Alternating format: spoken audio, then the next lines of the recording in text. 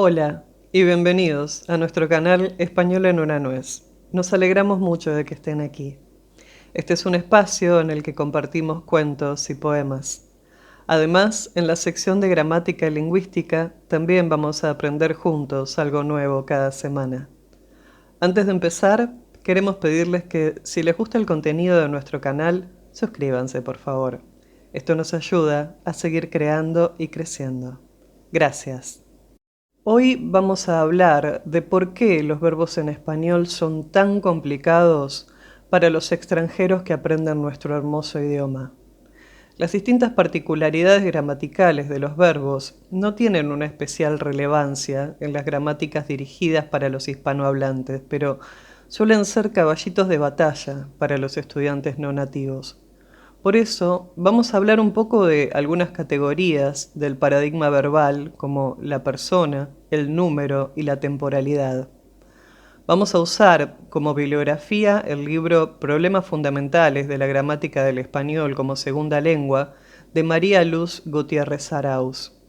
Esta selección corresponde al capítulo 1 que comienza en la página 21. Categorías del paradigma verbal. Introducción. Quizás es el verbo la mayor dificultad gramatical en la adquisición del español por parte de un extranjero, sobre todo para aquel cuya lengua primera no es de la rama latina. No olvidemos los problemas que genera el modo verbal subjuntivo o los tiempos verbales del pasado de indicativo. El verbo, como pone de relieve Alarcos, combina un signo de referencia léxica y un signo complejo de referencia gramatical, los cuales se presuponen mutuamente e integran el contenido de cada verbo del discurso. El paradigma verbal es el conjunto de los morfemas gramaticales que identifican al verbo y en torno a los cuales se organiza el sistema. No obstante, conviene destacar el interés de integrar una concepción restrictiva de la lengua como código en una visión más extensa, en que se incluya la actividad discursiva, la enunciación como proceso global de comunicación, teniendo en cuenta que se trata del estudio de una categoría como el verbo, un campo especialmente marcado por la presencia del enunciador, tal como sucede con todos los deícticos, categorías lingüísticas al servicio del discurso. Si echamos un vistazo a la historiografía lingüística del español, podemos destacar que, salvo en el caso de Andrés Bello, quien en este punto fue, como en otros muchos de nuestra gramática, un adelantado de la moderna ciencia del lenguaje, hasta hace pocos años se daba una pobre e inadecuada presentación del sistema verbal, basado únicamente en tres categorías: tiempo, modo y aspecto. Es reconocido de forma unánime que, en el sistema verbal español, poseen pertinencia propiedades de carácter modal y propiedades de carácter temporal. Sin embargo, ha sido muy discutida la pertinencia de la categoría aspecto en español, y sobre ella presentaremos las teorías que nos parecen más válidas. Vamos a estructurar este capítulo en torno al conjunto de categorías gramaticales que integran, a nuestro entender, el sistema verbal del español actual, a saber: 1. Persona, número. 2. Temporalidad. 3. Perspectiva discursiva. 4. Aspecto verbal. 5. Modo verbal y modalidad.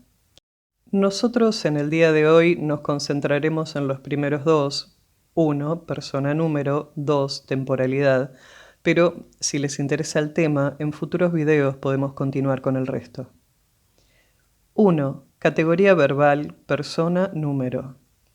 Estos dos morfemas van siempre combinados en el verbo, del mismo modo que en los pronombres personales y en los posesivos. El morfema de persona alude a los actantes o entes que intervienen en el acto de hablar, que están en la base de la comunicación humana en general. El morfema de número es solidario del de persona. conviene destacar el hecho de que el verbo se relaciona con el sujeto gramatical dentro del marco de la oración, y eso conlleva la concordancia o coincidencia de las marcas de número y persona entre ambos. Toda la conjugación verbal se organiza en torno a ese grupo de morfemas que se pueden definir así. La primera persona es el que habla, el emisor del mensaje. Puede ser singular, relacionado con el yo, canto, cantaré, etc. O plural, nosotros, cantamos, cantaremos, etc. La segunda persona, relacionada con el receptor o la persona a la que se dirige uno, puede ser singular, relacionada con el tú, cantas, cantarás, etc. En el discurso hay dos tipos de receptores según la relación interpersonal que el enunciador quiere establecer: el tú de cercanía y el usted de alejamiento. En relación con este hecho, el origen etimológico de usted, vuestra merced, produce una distorsión y hace que, al dirigirse a un receptor usted, sea la tercera persona verbal, la forma de la no persona, en vez de la segunda, la que exige la concordancia. Usted canta, usted cantará, etc. Lo mismo sucede con el plural ustedes. Un problema diferente se plantea con el plural de la segunda persona. El plural de tú es o bien vosotros, cantáis, cantaréis, etc., en la península ibérica, o bien ustedes cantan, cantarán, etc., forma usada en gran parte del dominio hispánico, Canarias, América. Además, en ciertas partes de América, el Río de la Plata, Centroamérica, se da la forma vos para el singular de segunda persona, en un tratamiento que marca generalmente cercanía con el interlocutor y que va acompañado de unas formas verbales diferentes. Vos cantás, vos tenés, vos decís. La tercera persona se refiere al que está ausente, la no persona en el proceso de comunicación verbal, pues no es ni oyente ni hablante. Puede ser una sola, en singular, canta, cantará, etc. O el plural, cantan, cantarán, etc.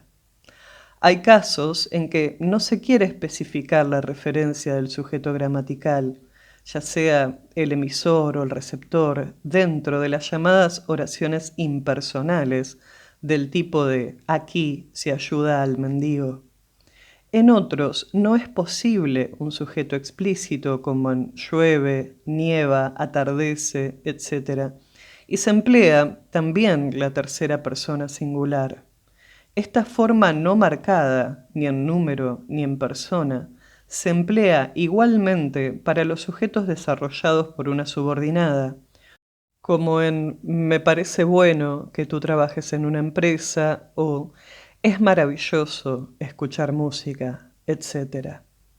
Dentro del sistema verbal español existen unas formas que no presentan este morfema doble de persona-número, las llamadas formas no personales, el infinitivo, el gerundio y el participio. Igualmente son denominadas formas no flexivas por carecer de flexión, al no tener este morfema persona-número, que es el vertebrador de la conjugación. 1.2. La temporalidad verbal. La característica crucial del tiempo gramatical es que se trata de una categoría deíctica. Una proposición dotada de tiempo gramatical contendrá una referencia a algún punto o periodo de tiempo imposible de identificar como no sea a partir del punto cero de la enunciación. En tanto, podemos identificar el punto cero temporal de la situación canónica de enunciación, podemos distinguir una variedad de unidades potenciales del tiempo gramatical por medio de conceptos como simultaneidad, proximidad o no proximidad, anterioridad o posterioridad, etc. Expresar el tiempo significa localizar un acontecimiento sobre el eje antes-después con respecto a un momento que se toma como referencia y que puede ser, según los casos, un momento inscrito en el contexto verbal, el momento de la instancia enunciativa o una determinada fecha tomada como referencia en razón de su importancia histórica para una determinada civilización, como el nacimiento de Cristo. En aquellas lenguas que exhiben de manera inequívoca el tiempo verbal, él es uno de los factores principales que aseguran que casi todas las oraciones, al ser enunciadas, estén deícticamente ancladas a un contexto de enunciación. Los problemas de ambigüedad que presentaba el concepto de tiempo verbal, presente, pasado, futuro, ha hecho que se hable de una categoría más adecuada para resolverlos, la temporalidad verbal, categoría que tiene gran capacidad explicativa dentro del sistema verbal de un número elevado de lenguas y que, en español, es la categoría fundamental dentro del sistema verbal, de la que se deriva otra categoría, la perspectiva discursiva, y hasta cierto punto, el aspecto. En los estudios sobre el español, Rojo se ha ocupado de una caracterización de las unidades verbales en función de la categoría temporal, a la que define de forma precisa y rigurosa como la categoría gramatical mediante la cual se expresa la orientación de una situación con respecto a un punto central u origen, o bien con respecto a otro punto que a su vez está directa o indirectamente orientado con respecto al origen. Dentro de este supuesto pueden distinguirse, como ya lo hiciera Bello, tres relaciones básicas de temporalidad posibles: anterioridad, simultaneidad y posterioridad. Una situación puede ser presentada como simultánea, anterior o posterior al punto que constituye su referencia, y este punto central puede coincidir con el momento de la enunciación, pero puede no coincidir, cuando el hablante desplaza la colocación del mismo en cualquiera de las dos direcciones posibles. Por ejemplo, en el caso del presente histórico, que no consiste, como suele decirse, en acercar la situación pasada al presente, sino, por el contrario, en trasladar el punto central a un momento anterior al discurso. La categorización de la temporalidad en cada una de las formas verbales. En el entramado de referencias temporales hay que realizar una diferenciación muy importante de dos tipos de formas verbales. A. Formas absolutas, las que marcan una relación directa con el punto de referencia o punto central. B. Formas relativas, las que marcan una relación indirecta con respecto al punto central, es decir, a través de otra relacionada a su vez con dicho punto central. Son relativas dos formas de significado complejo en el sistema verbal del español: el imperfecto y el condicional. Son formas absolutas las siguientes. 1. Presente, canta, que señala simultaneidad con respecto al punto central. Este año canta en el Teatro Real. 2. Indefinido, cantó, que señala anterioridad respecto al punto central. El año pasado cantó en el Auditorio Nacional.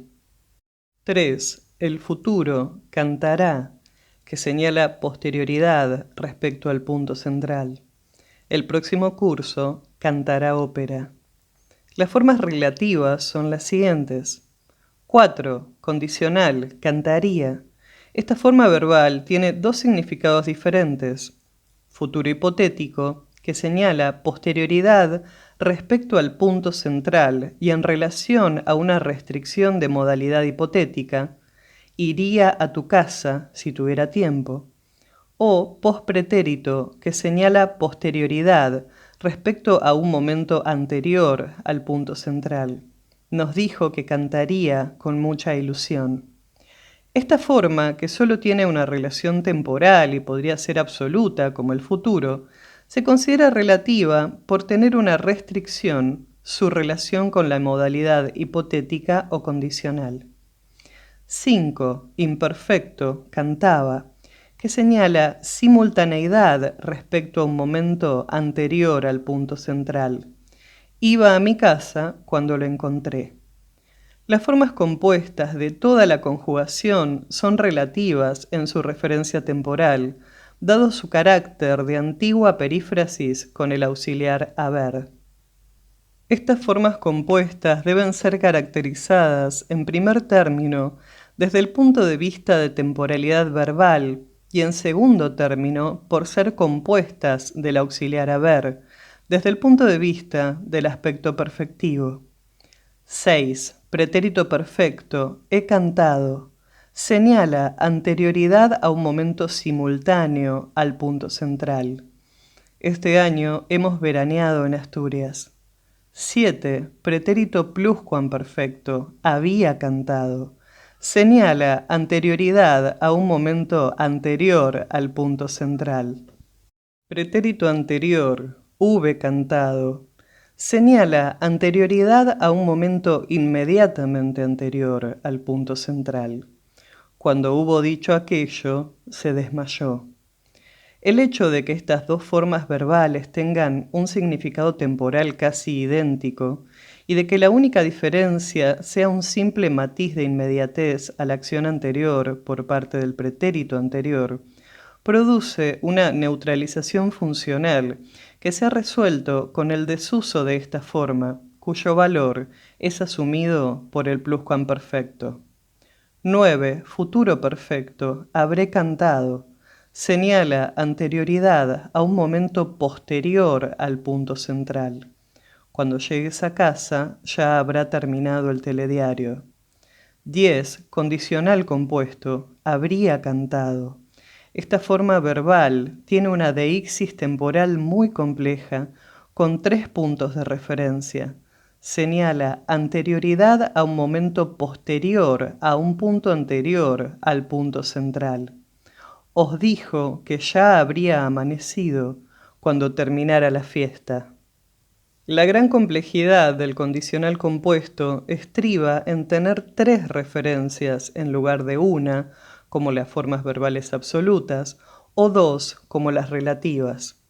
Dentro de todas las formas verbales del indicativo, los aspectos más relevantes de la temporalidad se dan en el subsistema de formas del pasado. Lyons apunta que en inglés y en la mayoría de las lenguas, y desde luego sí en las románicas, la distinción básica en el sistema del tiempo gramatical es la de pasado no pasado. El futuro no es como el pasado desde el punto de vista de nuestra experiencia y conceptualización del tiempo. La futuridad nunca es un concepto puramente temporal, pues contiene, por lo general, un elemento de predicción o alguna noción modal afín.